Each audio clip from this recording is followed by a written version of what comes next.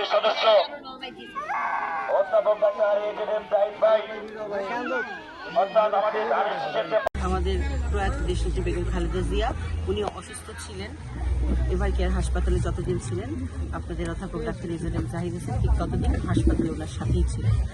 সেই কারণে আমাদের এখানে আসাটা অনেক আগে হয়নি। আমরা 3 তারিখ থেকে, ডিসেম্বরের 3 তারিখ থেকে আমরা গণসংযোগ শুরু করেছি।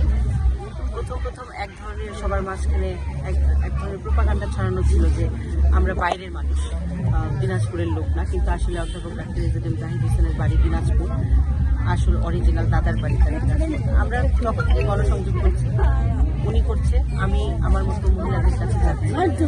আমরা দুইজন গেছি এখান থেকে। আমরা গিয়ে যেটা বুঝছি, এখানকার মানুষগুলো খুব সহজ সরল, তাদের অনেকে অনেক ধরনের কিছু বুঝাইতে পারছে, কিন্তু যখন তারা জাহিদ সাহেবকে দেখেছে, ডাক্তার সাহেবকে দেখেছে, তার সাথে কথা বলেছে, তারা তাকে খুব ভালোবাসে। তারা ডাক্তার জাহিদ হোসেনকে প্রচণ্ড ভালোবাসে। আমি যখন যাই আমিও দেখেছি তারা সবাই জাহিদ ভাই বলতে আসলে পাগল, এইরকমই বলা চলে। এক ধরনের ভোটের জন্য, নির্বাচনকে ঘিরে এক ধরনের গণজোয়ারের মতো চলে আসছে। বিজয়ের ব্যাপারে যে আশাবাদী কিনা এটা যেটা জিজ্ঞেস করলে, এটা তো 12 তারিখ ভোটের মাধ্যমে আপনারা দেখতে পারবেন যে আসলে বিজয়ের জন্য আমরা কতটা আশাবাদী। তবে বিজয়ের জন্য যে সবাই আশাবাদী থাকে, মানুষের উৎসাহ এবং মানুষের ভালোবাসা দেখে আমাদের মনে হয় 12 তারিখে ইনশাআল্লাহ আল্লাহ আমাদের সহায় হবে। ধন্যবাদ।